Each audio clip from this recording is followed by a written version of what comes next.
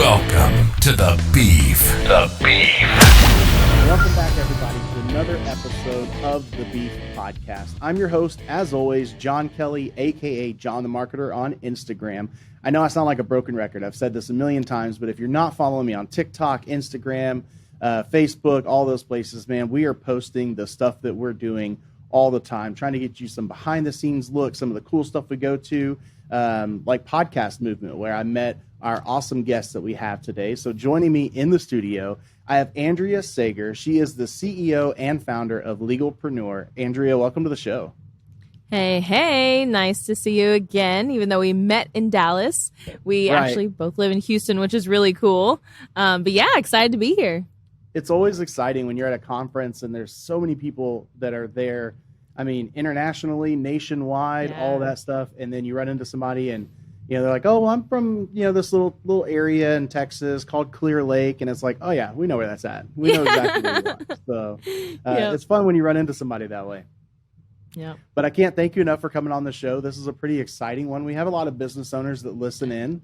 And so I think that your product just kind of aligns with our audience. And a lot of people are really going to gain some valuable insights into what you do and why you do it. But we always start out with an icebreaker question. So our icebreaker question today, super serious.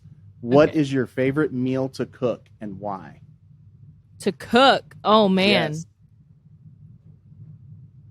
Like a full meal?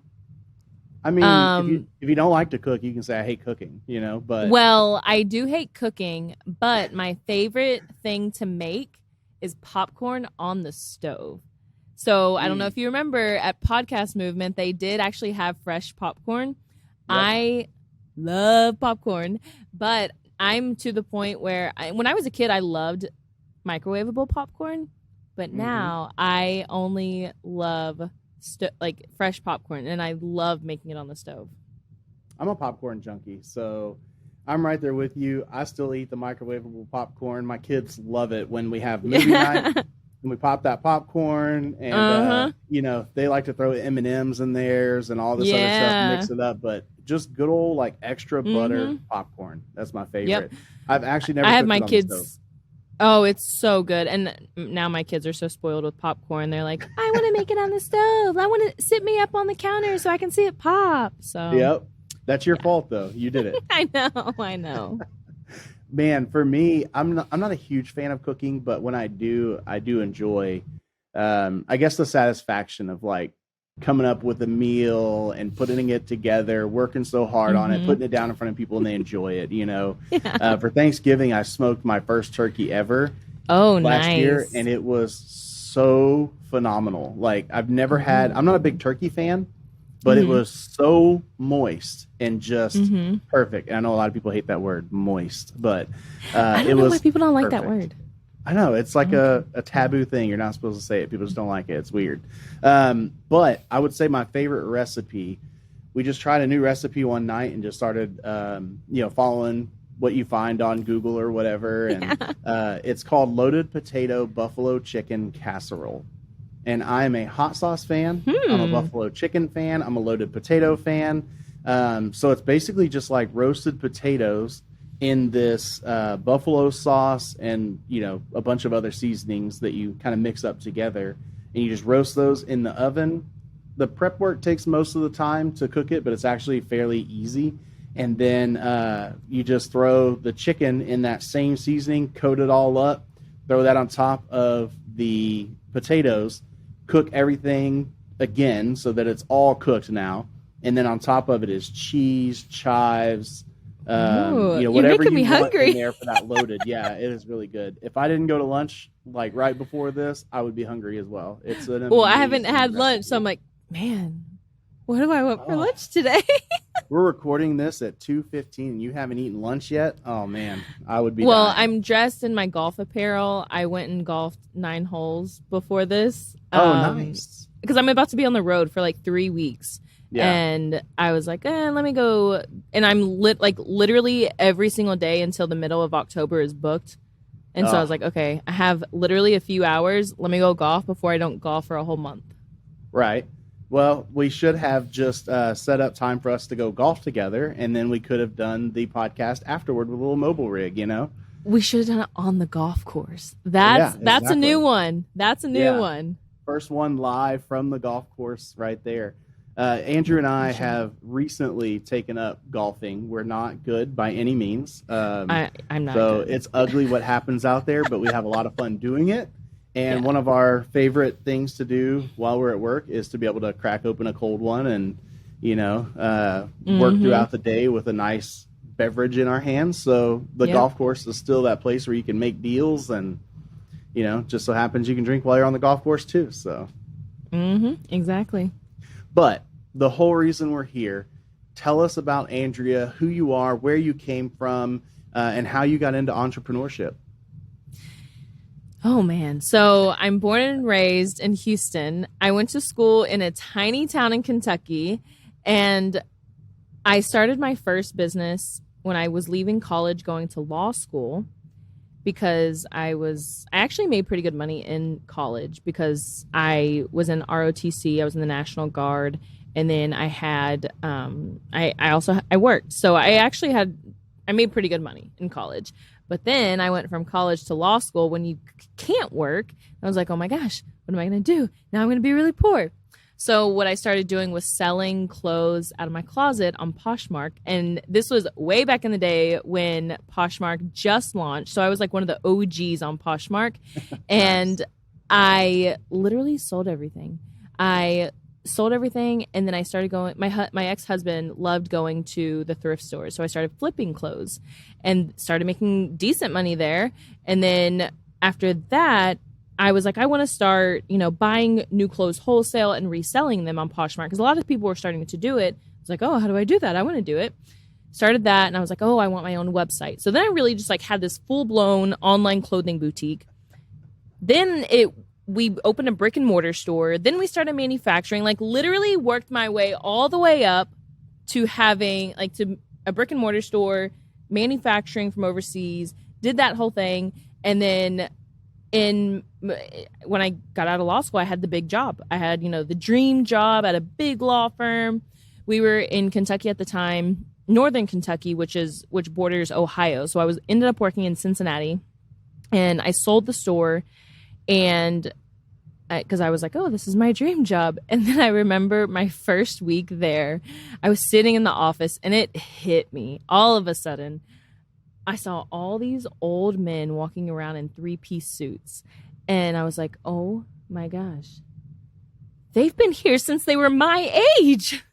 Yeah. And I will never forget that first week. It just hit me. I was like, they've been here since they're my age. They're in the office every single day. I was like, I don't want to be in the office every single day. And I used to say being a business owner, being an entrepreneur before getting that job, it hurt. I say it hurt me. I say it just screwed me, because I was like, I'm never going to be a good employee. It didn't hurt me. It just led me on my path. And so from the first business, the boutique, I had a lot of connections to business owners, boutique owners, and they would constantly come to me for questions when I was at the big firm, like, hey, can you help me with this? Can you help me with that? And normally they just couldn't afford the firm's rates. And finally, I had somebody who said, hey, Andrea, I don't care how much it is. I need a trademark, and I want you to help me.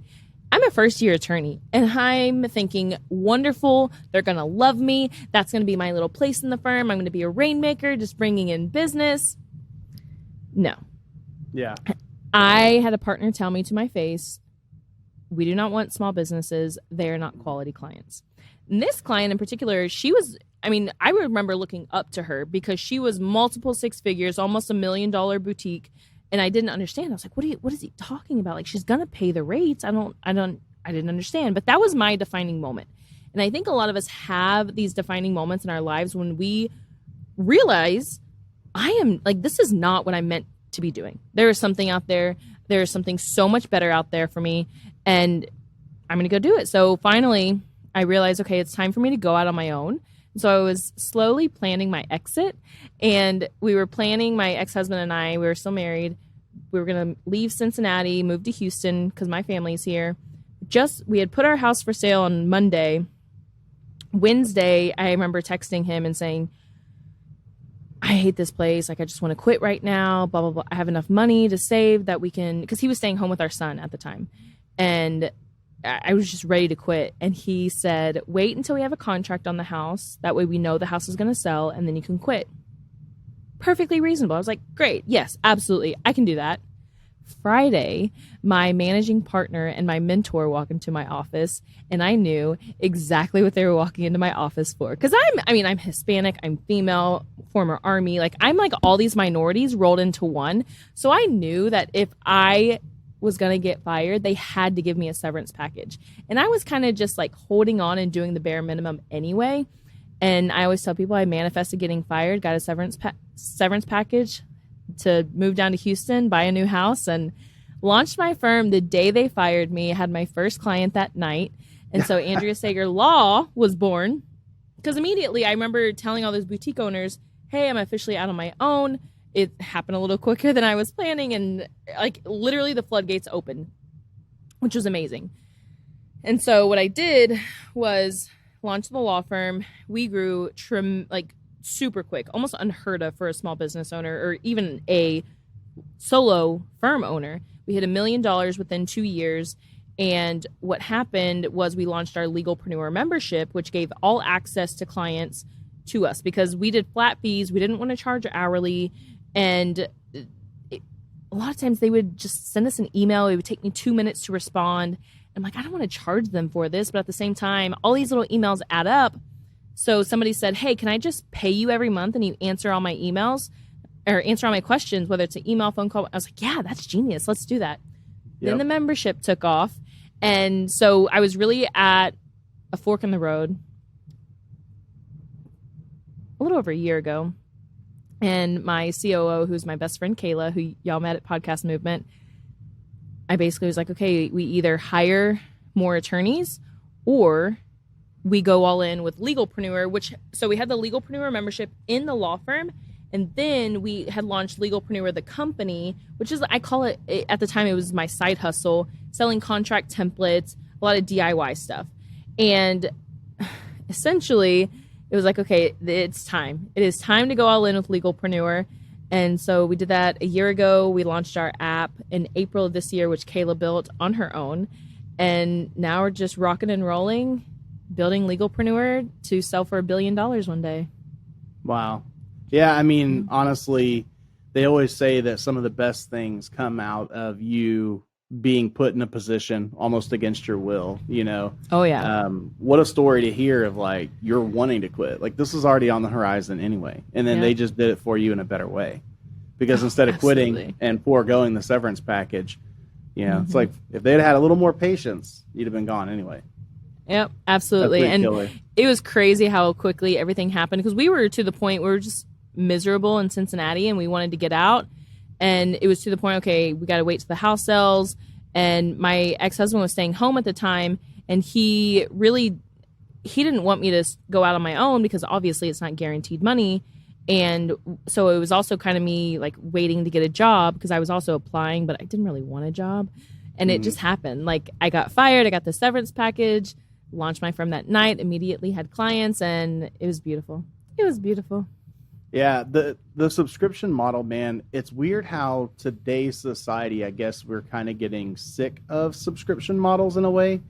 But it's so much better in my eyes. Like, it works out better, because it's, you know, like you said, if you think about it in that way of having to come up with, like in a website, for instance, you know, with us doing marketing, if you come to us and you want a website built for $12,000, we'll do it all day long. Like, that's not a problem. But who, as a small business owner, has $12K just laying around, you know, and don't get me wrong. I mean, a small business could be someone making $4,999,000 a year. Sure. Yeah. They may have that money laying around, but the majority of like those mom and pop shop small businesses that you want a way to reach out and help, but at the same time, like you said, I mean, it's not bad. If the money's not there, then you can't have a company to run to help those people. So it's not bad to say that they're not my target client. You know, they're not going to pay that $12,000 out of pocket and be able to just meet that requirement. You know, like for you at a law firm, it was y'all's rates. But it's like now we can step back and find a way to help by switching to that subscription model where you're getting what you want. You're getting a $12,000 website, but you're getting it with the maintenance package and everything else for $500 a month. Yeah. So it's like, why wouldn't you want that subscription model where in the end, if you truly added up the subscription pricing for just having the maintenance on your website, and then you add up how much the website costs, you'd be paying a lot more than $500 a month over 24 months, For sure. And it's not a contract you're locked into, right? So Legalpreneur is the same way as Beefy. This is a kind of an a la carte type thing. Yeah. So we used to have our membership where we didn't have any type of monthly commitment. Now we do have a 12-month commitment at a lower rate, but we do have month to month. And the only reason we actually started the 12-month commitment is because we saw so many people that would leave, come back. Yep. And really they were just looking for a quick Band-Aid fix. And we would constantly try to tell them like, hey, we really need to do this. We need to do this. And so we made it a lower price if they did the 12-month commitment. And it's like, hey, we're going to be super proactive and make sure we get all these things done and set up correctly up front. That way you don't have to keep having to come back. Get it all done correctly at the beginning and you're good to go. Yeah. So what is the average cost? I don't even know if you know this, but what's the average cost that a business spends on legal representation a year under the traditional method? It varies widely because, you can talk to, many business owners like, oh, I've never done anything legal protection wise. And you can do that for years and years. I've had many clients that have come to me after not even dealing with an attorney for 5 years, 10 years. And then they come to us and it's like, oh, they've got themselves in some deep. So I was going to say, side question, then, how much can that cost them in the long run? Yes. Yeah. Yes. And it's like, I have to have that hard conversation that, hey, if you would have just done the right thing at the beginning, this would have cost you $1,000 or $2,000 versus now $10K plus. So I have a client right now. This is happening right now. It's one of those ideal situations. Like, I told you so.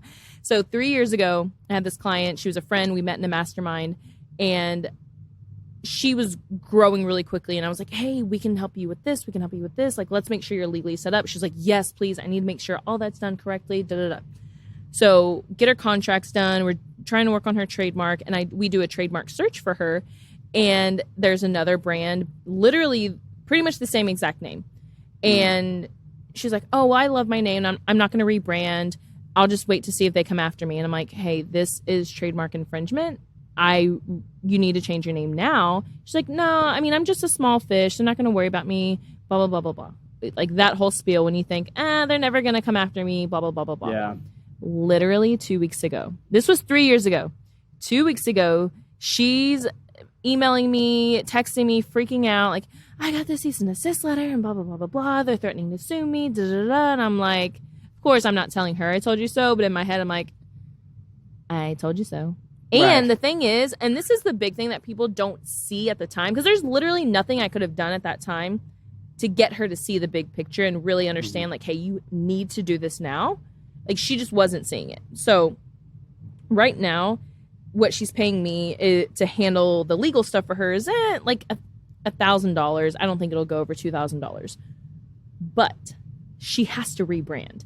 And now, 3 years later, she's a multi-seven-figure business, has a much bigger brand, and she's literally dying inside because of the SEO attached to her name. All the podcasts she's been on. Like, she's like, oh my gosh, I'm going to have to lose this. I'm like, I told you this 3 years ago. Right. And she, not that she was getting mad at me, but she was getting really frustrated. And she's like, there's nothing you can do. I'm like, no, I told you this 3 years ago. And I have to obviously say it in a nice way that doesn't sound like, bitch, I told you this 3 years ago. Don't be coming at me like this. Yep. I know. So, that literally is just textbook example of why you need to take care of it at the beginning, because even if the legal stuff doesn't cost an arm and a leg, even if you don't actually get sued, rebranding is one of the biggest headaches you will ever have to face as a business owner, which I'm sure you guys can attest to. Oh, yeah. we do it for all sorts of reasons, whether it's a company is looking for just kind of like reimagining who they are, they got bought out, a legal reason, or, whatever the case may be. rebranding it's tough. Like there's a reason why we charge $10,000 for the complete branding package, and it's because there's a lot that goes into it. I mean, I'm talking meetings, sitting down, talking with people just to try and figure out who your target client is, and writing an entire story about fictitious people that you're trying to find that are real life, all the way down to creating the logo, recreating all of the content that goes with that logo. So people don't think about envelopes and folders and websites and all of those things. And the $10,000 branding package doesn't include rebuilding the website and all these other things that you need to get, so while a lot is included, you still have other expenses that are going to be there. And then, like you said, if you have to have that legal representation on top of it, that's just another expense that you're adding into it. I would say branding is something that, even as an entrepreneur myself, I never thought about it when I opened up my first DJ company, and I named it JD's Mobile DJ Services. Spell that for me. Yeah. Put that in an email. Try and spell J. Kelly at jdsmobiledjservices.com correctly, and send me an email the first time when I just tell that to you on the phone. And it's like just little things like that you need to think about and talk to somebody who does this for a living that can help you out. And that's kind of how I see the legal side of things. It's like, we don't think about that. It's like, well, you can go on Secretary of State's website and do all your formation documents yourself. You can. Absolutely. And then when you have an error and something's wrong on that because you don't do this all day, every day, or you go in, you file your taxes and something's wrong and you get charged those penalties and interest and all that stuff on top of it. It's like, well, if you'd have paid me, $500 a month or $1,000 a month, whatever your price point is on your package, it's like you'd have saved so much money in the long run. Oh, for sure. Oh, go ahead. Sorry. No, go ahead.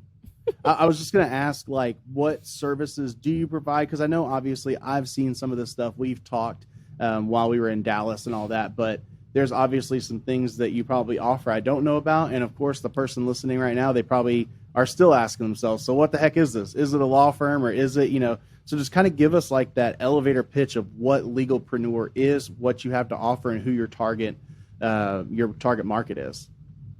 Yeah, so Legalpreneur, number one, is not a law firm. We teach you everything you didn't know you needed to know about the legal side of your business and provide the protection.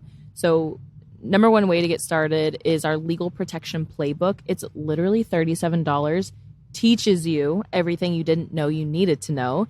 And it actually comes with a one-on-one call with me, because every business has specific needs. You have legitimately what your business needs is going to be different from your best friend's business who may be doing something very similar. So that's why we do the one-on-one call, to make sure you know exactly what needs to get done in the business. And then from there, really it's figuring out, okay, should I be on the DIY route or done for you working with an attorney? We have basically everything that a small business needs. We can help you get it done. Do it on your own. We have contract templates. We can file your LLC for you. We have a trademark course, just a lot of resources to make sure you're getting that protection done up front without spending an arm and a leg, because that's one of the scariest things for business owners. Number one, not knowing what you need when it comes to legal stuff, because most business owners, when they get started, they know there's something legally that needs to get done, but they don't know exactly what needs to get done. And the LLC is a great starting point, but it's not everything. And then besides knowing what you need, it's the cost associated with it. And that's what deters so many business owners. And it ends up holding them back subconsciously, because they know in the back of their head, if they don't get it done, subconsciously, like, oh, I don't want to get too big because I don't want somebody to find out that I'm not legit, I'm a fraud, or this or that. Yep. I've seen it subconsciously hold back so many business owners. So we try to make everything incredibly affordable, because we just want to make sure every single business owner is protected. And at the end of the day, I tell everyone, everything is figure outable. Clients people will come to me in my DMs, are like, hey, can I file an LLC on my own? I'm like, absolutely. Like, you do not have to pay an attorney. You don't have to pay Legalpreneur to file it. You can get it done on your own. But like you said, like, making sure it gets done the right way, that's one thing. But so we have the DIY route, and then we have our Legalpreneur membership that's working directly with an attorney. And part of that is we either, we'll file your LLC for you, or If you already have it, we check the compliance, because I can't tell you how many people have come to us and they're like, yeah, I have my LLC, and come to find out it's actually not in compliance. Maybe they did actually get it filed, but they didn't get the right EIN number. They didn't, they don't even have an operating agreement, things like that. And then the membership, you get all access to your own attorney, legitimately unlimited emails, a phone call every month, document review, access to all of our contract templates, discount on additional services, and a lot of things in there that you are really helpful for a small business owner. Yeah. So do you have like a set pricing schedule, or does it just kind of depend on what you need? So we have the membership at $349 a month or $34.99 for the year. And that is with the 12-month commitment. Right now, the month-to-month option is $399 a month, and you can cancel at any time. That will be going up once we get our app a little bit more advanced. Once we get our 1.0 version out there. Right now, it's very MVP, but there's a few things in there that we're going to be launching in early 2023 on the app that will allow us to have it at a higher price point each month on the month-to-month. We will keep it at the $349 with a 12-month commitment, but what we're going to be adding is DocuSign, and it's not going to be called DocuSign, but essentially once you create those contracts in the app, you can send it from our app to be signed to the other party, or you can sign them yourself in the app. Customizing the contracts, clients love that, because you literally, when you log in on the app, you get everything set up, create your profile, put all your business information. All you do is literally go select what contract you have or what contract you need, and it auto populates from that information. So maybe you just have to change the client name, things like that. Super simple. That's one of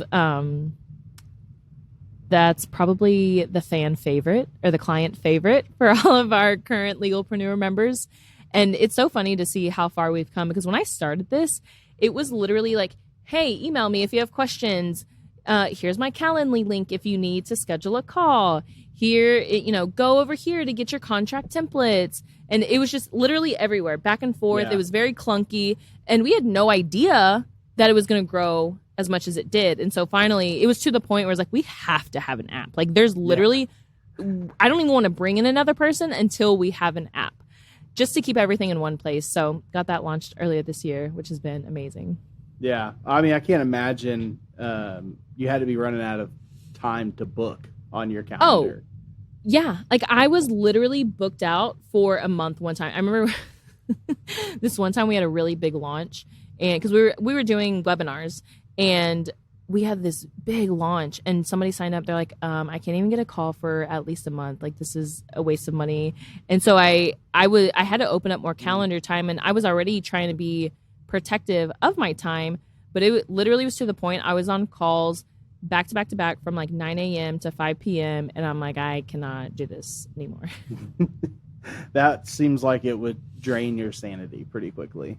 It was. We were just growing, and which was great, obviously, but it was to the point where we were like, okay, we have to hire more attorneys, or kind of switch up the model and go all in with Legalpreneur instead of a law firm.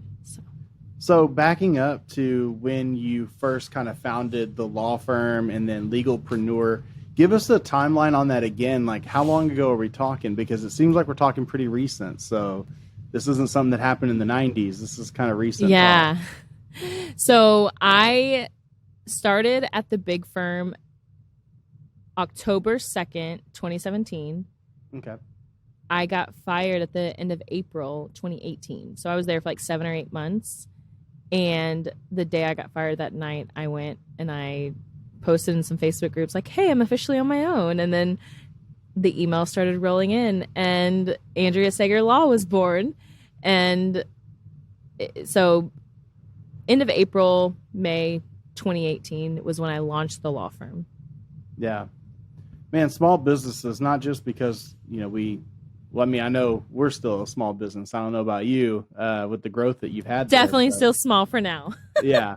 It's we should be a protected class. It's an important group of people. And I don't mean like us personally. I mean, as far as the businesses go and the jobs that they create and the services that we provide for clients and things like that, you need small businesses, and not to mention, just like our intro says, small businesses are the backbone of this country. And what a problem to have when you're in such a big firm that your first statement is, we don't want them because they're a small business. Like, that's a high profile client you're going after. I don't think people really understand that making $5 million or less a year is a small business, you know, because to us, it's like, no, that's a big business. And it's like, yeah, it is. Oh, for sure. As far as we're concerned, you know, when you're just a corporation or an LLC and you've got your company and there's 10, 15 employees maximum, you know, sometimes it's just 2, 3, 4, 5 of them. And you're making less than, you know, $1 million a year, then it's kind of hard to look up and say, well, that $5 million a year would make me totally different, but you're still a small company. Yeah. And I mean, they had, somebody can say that. They were a very big law firm. So some of the clients were like Kroger, Abercrombie and Fitch. I mean, those were, that was their clients. Yeah. Which, hey, you know what? More power to them. I mean, you got to know who your client is and you got to go after them. And I wouldn't say that they were wrong for telling you, you know, don't go after those small businesses because they're not. But I'm like you. It's hard for me to tell somebody no. Right. Yeah. And we have that here where it's like, well, they're not a good fit. You know, they don't want to pay the prices. And I've had that conversation with people on the phone. I'm like, I wish I could help you. And I wish you could afford us. But we have to be protective of no. First of all, we're not going to cheapen our product by giving it away for cheaper. Second of all, we're not priced high because we can be. We're priced high because we have to be. And we're not high in the market. You know, there's marketing agencies that charge way more than us and marketing agencies that charge way lower. And I'm sure you're in the exact same boat as far as law firms are concerned and do-it-yourself business apps are concerned. But it's like, dude, I still want to help everybody. And I'm trying to find a way to help everybody. So we actually did the same thing as you. You know, we have a playbook. I love that. Hopefully you're probably going to be coming up with some webinars. If not, I know a good company that can help you do that. But some webinars, ebooks, those kinds of things, you know, they're killer for being able to help people who can't necessarily afford the big stuff, but can take that playbook and realize why they want to hire you, but maybe get some of it done until they can afford to. Yeah, absolutely. And that's exactly what I've always done is lead with the education. I remember I learned this from Ramit Sethi. I used to always follow him. Do you know who he is? Not off the top of my head, but if I saw, probably. So he wrote the book, I Will Teach You to Be Rich. And he got really big when he republished the second version a couple of years ago. But I remember reading the book when it first came out. I think it was like 2009, 2010. And I followed him since then. And he used to always talk about educating for free, and then you charge a premium when they want to work with you. Yeah. And I still don't think we charge a premium when they work with us, but because the legal stuff is so taboo and people have no idea where to even begin, I have always led with free education. So that's why, you know, we used to do a ton of webinars. You know, we do a ton on TikTok, Instagram, the podcast that we have, a ton of just free education, because we know that once our audience is educated and they're ready to grow, they're ready to get that legal protection, they're going to come to us because they already trust us. And that's why I love businesses that lead with that model, because it's a no-fail model. Yeah. I mean, it's kind of the same thing. I guess the key word we kind of focus on is relational. You know, we're building relationships. It's a relational marketing strategy. I want to be a partner with you, and I'll scratch your back, you scratch mine. We help each other out. We do, and that's why we do like this podcast. You know, we bring people on, and it may not be like you're super successful. It's not like you need this podcast to stay alive, but at the same time, you do need this podcast for more exposure and for more, you know, just people taking you seriously. Like it lends some credibility to your name of, like people are having me on. We're talking about these things. I'm out there. I'm not a fly-by-night company. I'm not disappearing tomorrow. It helps, you know, so that's why we do it. And it's like, this is free. You don't have to buy anything from me. I mean, you haven't purchased anything from me, you know? So it's like, you can be on this show, get this for free. We build a relationship, and then one day the money will follow. That's the big thing that we follow. And it's like, hey, if you need some help with, you know, social media playbook, that's going to cost you some money because that's some one-on-one training and some things that we're going to do. But when it comes to marketing, man, we're giving that advice out all the time on social media, on our website, everywhere. There's blog posts you can read. We're about to start publishing some webinars. Andrew's writing a book. I mean, we're doing the same thing that it sounds like you've done. And it's just killer that, you know, like you said, it is minority owned, right? So Hispanic, female owned business. Like there's people that can listen to the show and be inspired by that it doesn't matter what your sex is, your race is, anything. You can be successful in any business you want to. And I mean, a law firm is, I think it's been a male dominated market for so long. For sure. So it's cool to see a trailblazer in that scenario. Yeah, I'll share something with you. So last week I went to San Antonio. They had, so September 15th started Hispanic Heritage Month. And a lot of VC, venture capital firms, they're trying to do a really big push on women, like women-led and people of color. And I always say Hispanic. VCs, they want to use Latinx, so whatever. Yep, that's the new, Latinx owned businesses, they get less than 2% of all VC funding. So there's a huge push for Latinx. And to be like a female Hispanic business owner, even less, like I think it's less than 1%. And last week they had this Latinx tech summit in San Antonio, and they had a pitch competition. Well, I saw the email come through a few weeks ago, and they're like, oh, you can submit your company to pitch. And I was like, sure, I'll submit. I've never done this before, but we'll see what happens. And then I got an email the week before. It's like, hey, you've been selected to pitch. And I was like, oh, shit. Oh, my gosh. What do I do? Now it's real. Yes. Yeah. And so I went and I pitched, and I ended up getting fourth place. And which I wasn't happy with fourth. I mean, I'm still very grateful. Sure. Yeah. But I, overachiever over here. I wanted to get first place. I wanted first, and whatever comes before first.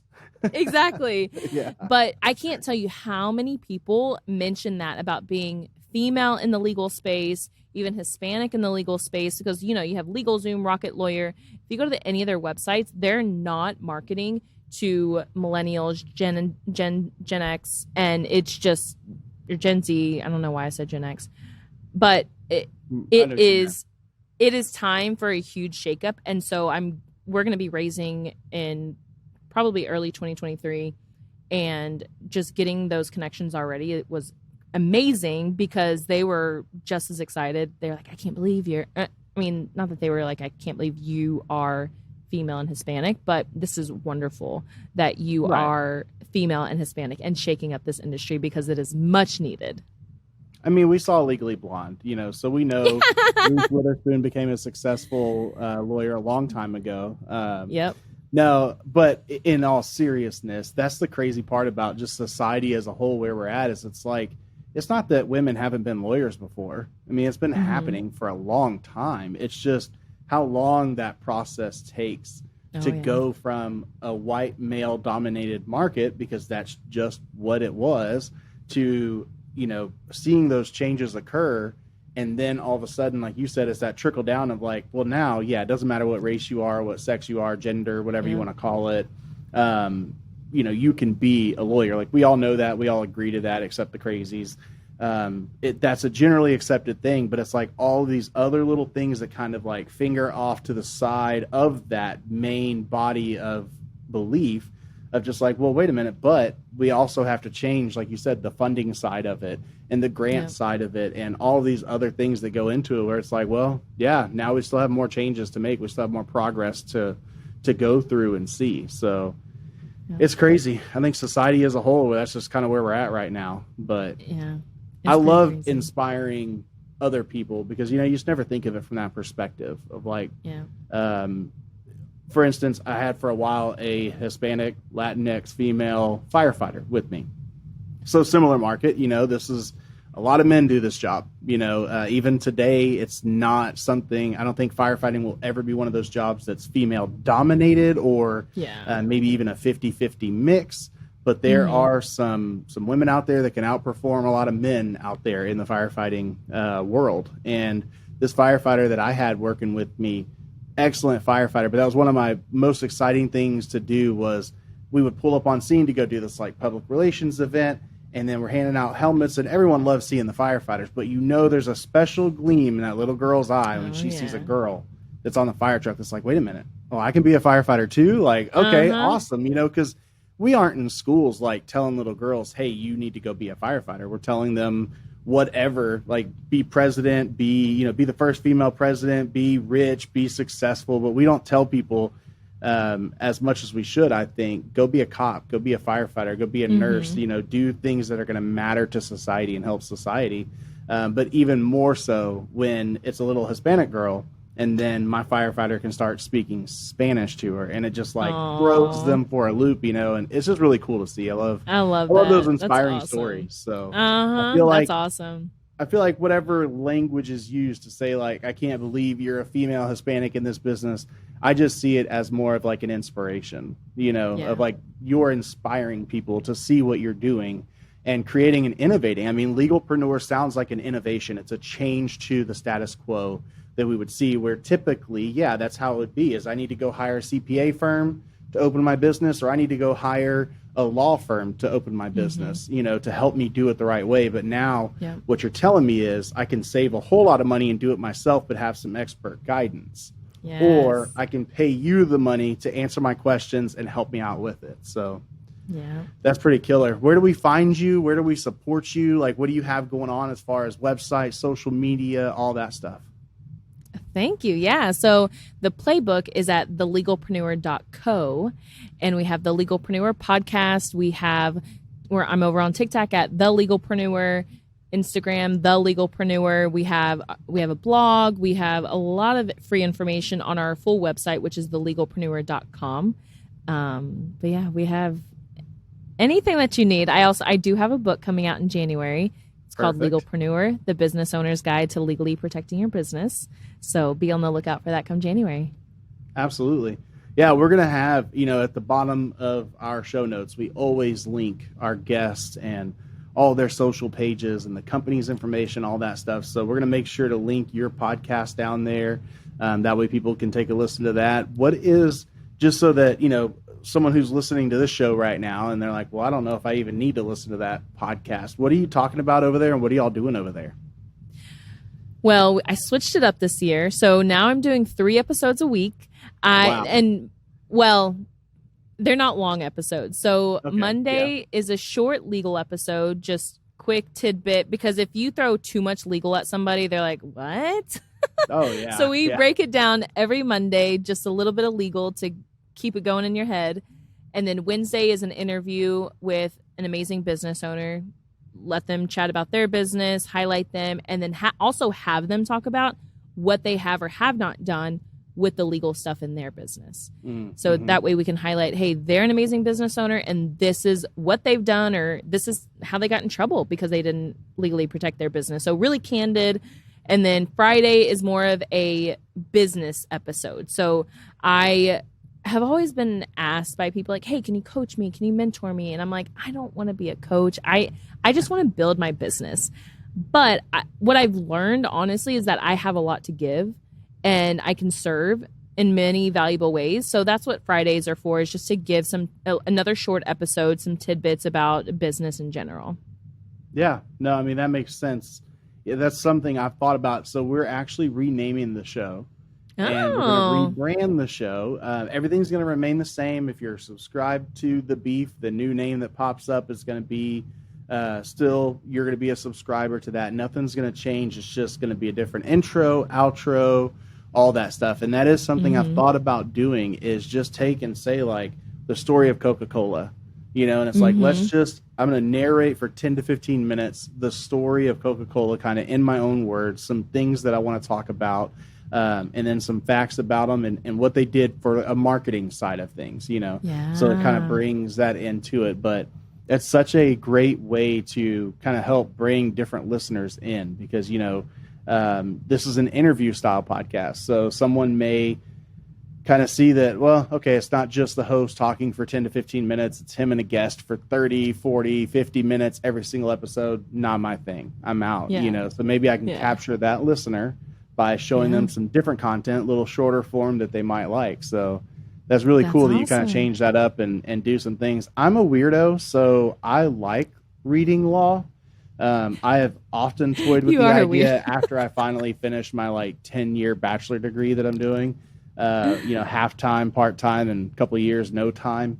I'm like, I kind of want to go to law school because I don't know. It's so interesting the way things are written.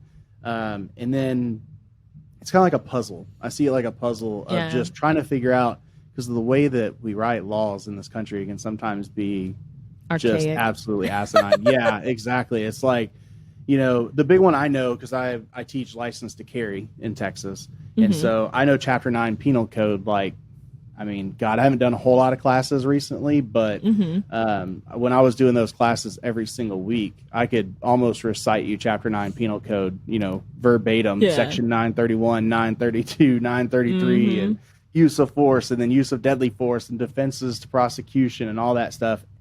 And it nerds me out. Like, I love reading that stuff and then seeing the exceptions down at the bottom. And so you see all these arguments on Facebook that pop off, and people are like, well, that's not legal because they got shot in the back. And it's like, well, you're reading the first part of the law, talking about the threat. But then it also has another part down at the bottom where it says that if they're fleeing after performing a deadly act or an act of aggression that could lead to serious bodily injury or, blah, blah, blah, I find that stuff exciting. But I know a lot of people listening, they're probably like, dude, that is the most nerdy, just boring stuff. I could go to sleep to it. But I'm assuming that you kind of break it down into layman's terms. Exactly. And kind of bring that knowledge in a way that it's like, all right, the average listener is not going to be just listening to you reading, all right, Section 941, Chapter 9 Penal Code, blah, blah, blah, blah, blah. This is what it says. Yeah. You're going to be talking to us and telling us this is what you need to know. Yeah, I've actually been told many, many times that's my gift in life, is actually being able to truly break down the legal jargon and make it understandable and actually, dare I say, fun. And so that's why we've really been able to attract the audience that we have and grow the way we have. Yeah. Somebody's got to do it, because I can understand why people get bored from it easily. Yeah. I'm not going to lie. I may have fallen asleep reading some of that stuff, but I don't blame you. Definitely it can be fun. I will say there's some stuff that still sucks and I have no interest in being a part of, but well, that's awesome. I think you've got a great product, and I know we talked to you a little bit about it in Dallas, and probably still some stuff that we need to talk to about, maybe becoming customers at some point in time.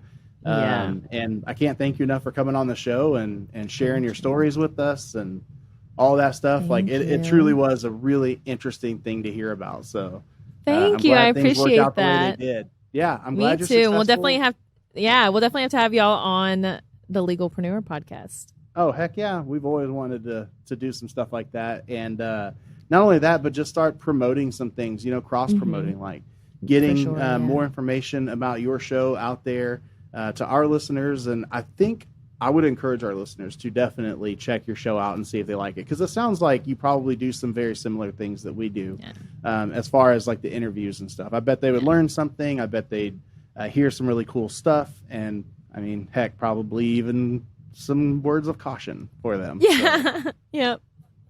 Awesome. Well, thank you so so much for being on this the show, has been amazing. Andrea. We really appreciate it. Legalpreneur listeners, thank you for tuning in for another episode of the Beef Podcast. I hope that you enjoyed our guest today. And all I can do is encourage you, like I do every single week when we have a new episode come out. Just encourage you to go support these people that are coming out here telling their story. It takes a lot. It takes a lot to come on a show and talk about the things that you've done and your trials, tribulations, your successes. You're sharing some personal information that some people just don't like to get on a show and share. So get out there, support these people. If you have a small business, if you have a big business, if you just need to talk to somebody, a lawyer, you need to get some information that'll tell you how to do it better than you have been. If you never even knew that you needed somebody to tell you the legal side of your business, then please reach out to Legalpreneur, check them out, see if they're a good fit for you, maybe become a customer. But as always, that's it for us. That's another episode, another week of the Beef Podcast. And we'll see you next week. And as always, stay beefy, my friends. You've been listening to The Beef. Thanks for listening. Make sure to like, rate, and review. We hope you've gotten some useful and practical information that you can use. And we'll be back soon. But in the meantime, follow us on social media.